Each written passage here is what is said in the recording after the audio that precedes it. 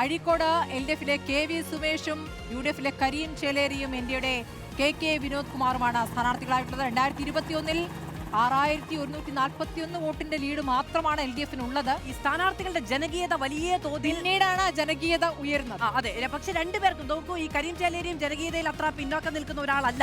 KV Sumesh ജനകീയനാണ്, party അതിലാണ് പ്രതീക്ഷ വെക്കുന്നത്. അതുപോലെ തന്നെ കരീം ചേലേരിയും വലിയ തോതിൽ ജനങ്ങൾക്കിടയിൽ സ്വാധീനമുള്ള ആളാണ്. പക്ഷെ മണ്ഡലം അഴീക്കോടാണ്. യെസ്, അവിടെ ആര് ജയിക്കുമെന്ന്. പക്ഷേ KV സുമേഷ് ഏറ്റവും നല്ല സ്ഥാനാർത്ഥിയാണ്, മാത്രമല്ല ഏറ്റവും നല്ല MLA ആണ്. അവിടെ ആളുകളുമായി വളരെ അടുത്തുള്ള ആളാണ്, എല്ലായിടത്തും ഉണ്ട്. ഏറ്റവും മുന്നിൽ നിന്ന ഒരാളാണ് സുമേഷ്. പക്ഷെ തദ്ദേശ തെരഞ്ഞെടുപ്പിൽ അഴീക്കോട് മണ്ഡലത്തിൽ UDF ആണ് ലീഡ് ചെയ്തത്. തദ്ദേശ തെരഞ്ഞെടുപ്പിൽ ഏതാണ്ട് 56,852 വോട്ട് UDF. നല്ല ലീഡാണത്, നല്ല ലീഡാണ്. 2110 വോട്ടിന്റെ നിയമസഭയിൽ വരുമ്പോൾ പക്ഷെ KV സുമേഷിനെ വേണ്ട എന്ന് വെക്കാൻ അവിടെ അഴീക്കോടുകാർ തയ്യാറാണ്. സാധ്യതയില്ല എന്നാണ് ഞാൻ മനസ്സിലാക്കുന്നത്. ശരി, അപ്പോൾ എങ്ങനെയാണ് ട്രെൻഡ് നോക്കാം. ജയസാധ്യത ആർക്കാണ്? 50-50 ആണോ?